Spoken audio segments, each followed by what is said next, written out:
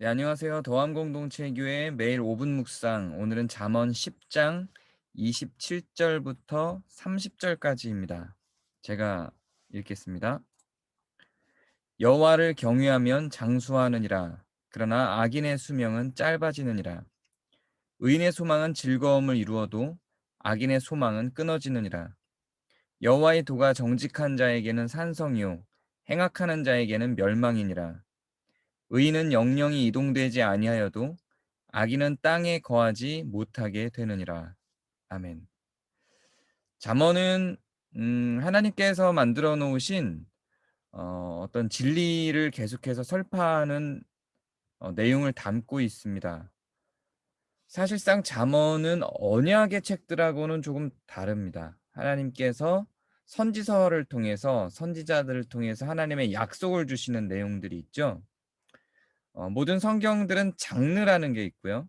우리가 성경을 읽을 때에는 그 장르에 맞춰서 읽게 됩니다.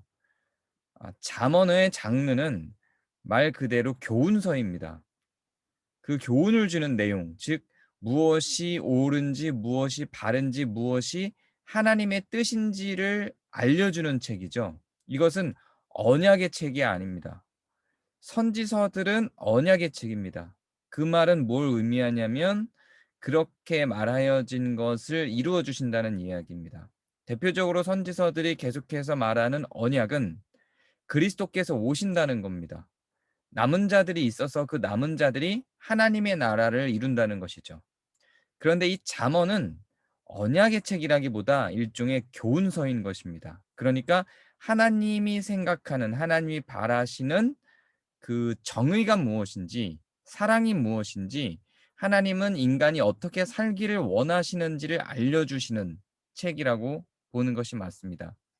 오늘 계속해서 나열되는 내용들도 하나님이 생각하실 때 의와 악이 어떻게 구분되는지를 보여주고 있는 내용입니다.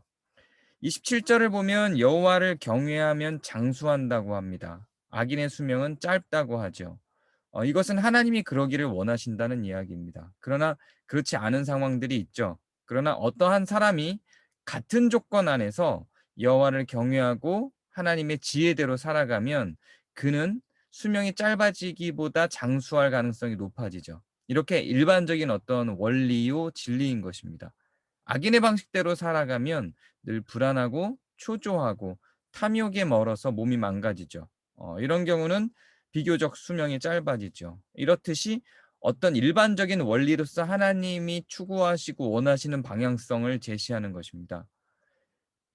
절대적인 비교로서 어떤 사람은 몸이 약하게 태어났는데 그 사람은 의인이에요. 그리고 그 사람은 살아가는 환경이 건강하지 못하는 상황 속에 노출이 되죠. 장수하기가 어렵죠. 단지 그렇게 여호와를 경외하는 의인이지만 주변에 있는 모든 환경은 건강할 수 없는 조건이라고 가정할 때 그럼에도 불구하고 여호와를 경외하면 아주 건강하기 좋은 조건에 있는 어떤 악인보다도 더 장수할 것이다라고 하는 절대적 진리로서 일종의 언약의 형태로 하는 말이 아니라는 이야기입니다. 일반적인 명제로서 하나님의 교훈이 들어가 있는 이야기라는 이야기죠. 자, 그러면 그렇게 하나님의 교훈이 들어가 있는 내용을 좀 정리를 해 보자면 이렇게 정리가 될 수 있습니다. 여호와를 경외하는 자, 의인 정직한 자가 한 카테고리로 묶이고요. 악인 행악하는 자가 한 카테고리로 묶이죠. 그래서 의인의 카테고리에 묶여 있는 것을 살펴보면 하나님은 그들이 장수하기를 원하시는 겁니다. 그리고 그들은 즐거움을 결국 이루게 된다는 거죠. 그리고 여호와가 그들의 산성이 되시며 그들의 영영이 이동하지 않는 한 땅에서 거주하게 하시는 삶을 원하신다는 겁니다. 이것은 이 땅에서의 어떤 내용이라기보다 천국에서의 내용이라고 보는 것이 더 적합한 요소들입니다. 악인들의 경우는 수명이 짧아지죠. 늘 불안하고 악한 탐욕 속에 있기 때문에. 그리고 결국은 하나님의 나라가 도래할 때 그들의 소망은 끊기게 됩니다. 여호와가 그들에게 있어서는 산성이 아니라 멸망이 되죠. 그리고 그들은 결국 하나님이 주시는 땅에 거하지 못하고 종말의 때에 그들의 심판을 맞이하게 되는 것입니다.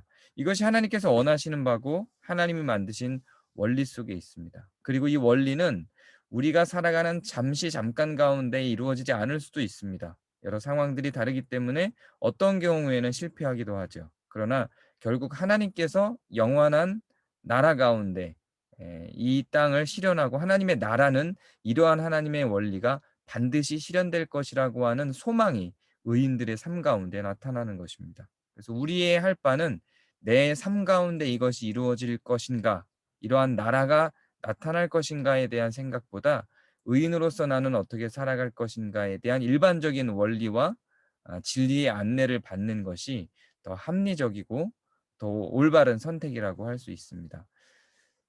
최소한 의인의 소망 가운데 있는 것이 즐겁다라고 하는 어떤 명제, 이러한 것들은 우리가 살아가는 삶의 일반적인 원리로 적용하기에도 부족함이 없는 원리라고 생각을 합니다.